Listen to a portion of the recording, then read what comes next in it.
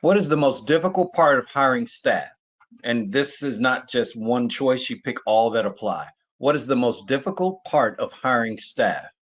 Is it locating quality staff that are smart enough to do the job, paying staff prospects what they want to get paid, knowing and assigning the right revenue producing task, training new staff members, or current staff members being a bad influence on new staff? 68% of you say locating quality staff that's smart enough to do the job. 45% say paying staff prospects what they want to get paid.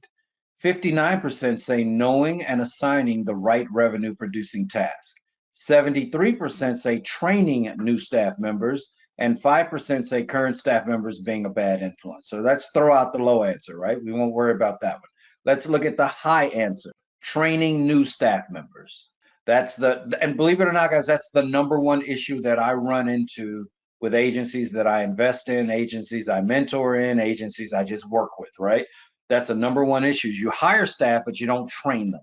And that goes back to time management, because you never set aside, you never blocked off the time to train them. You try to train them on the job, on the fly, as it's happening. And that's not training, guys. That's reacting. So I get it. Okay. And we'll talk about that today. We'll cover that. The second highest was 68% say locating quality staff that are smart enough to do the job. Here's what I'm going to tell you. If you train right, you'll train your people to be smart enough to do the job. If you interview right, you'll find the right people that are smart enough to do the job. If you do the test that we're going to talk about today, you will find the people that are smart enough to do the job.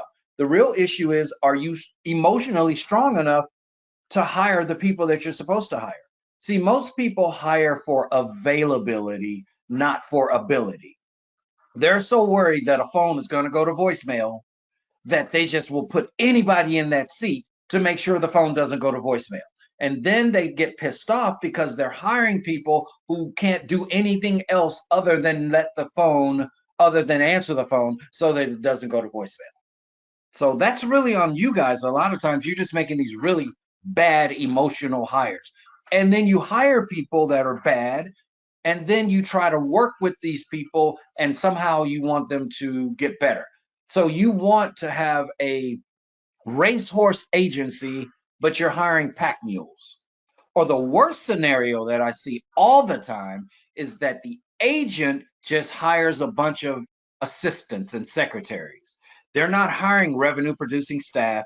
They're not hiring people that are going to make them better. They're not hiring people that they can actually train to be an insurance organization. They just hire people to be their secretary, their glorified secretary, because they're so excited about their name being on the shingle. This is my agency and I own it and everything runs through me and I'm the boss. And okay, but now none of your people are equipped to help you build an organization. All right, so let me get off that and move on to what I'm here for.